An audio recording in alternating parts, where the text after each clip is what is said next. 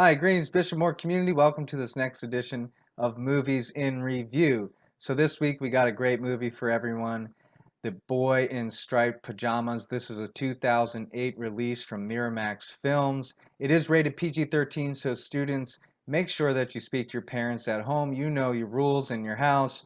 If you need parents' permission in order to watch a PG-13 movie, please make sure you do so before watching it. It does have strong themes and a little bit of language in it. But let's jump right into it. So, this film, it takes place during World War II in Germany. We're following a German family as the father is an SS soldier and he receives a promotion. So they're uprooted from their home in Berlin and they move out to the countryside. His new assignment is to basically be the head commander at a prison camp where they're holding Jews and ultimately exterminating the prisoners.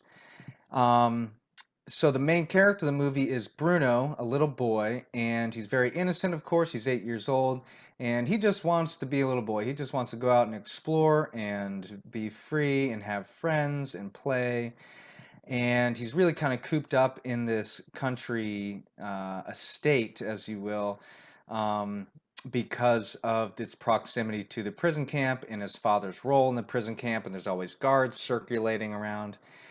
And so eventually he gets out, he finds a way out, and he's running through the woods, etc. And what does he come upon but the prison camp itself?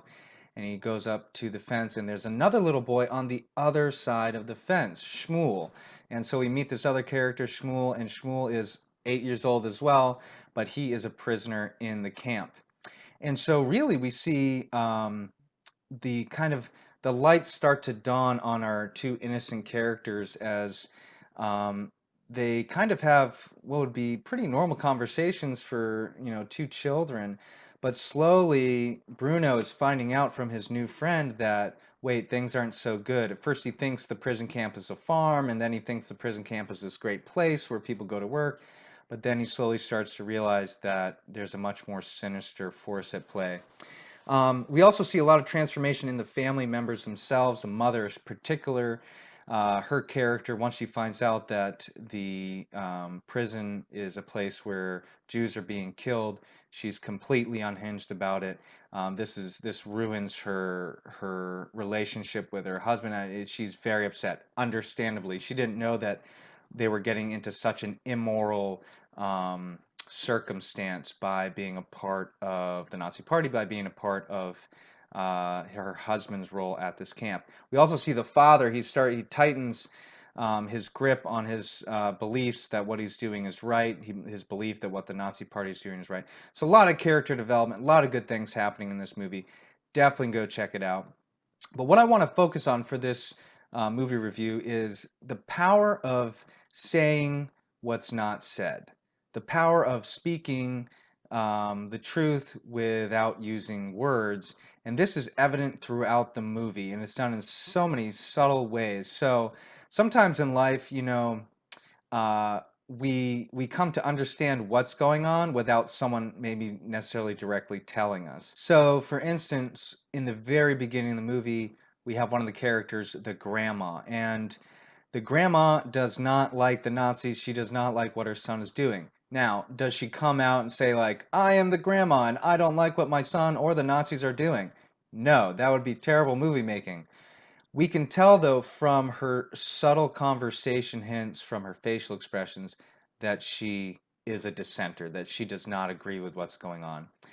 And there's so many instances like this throughout the movie.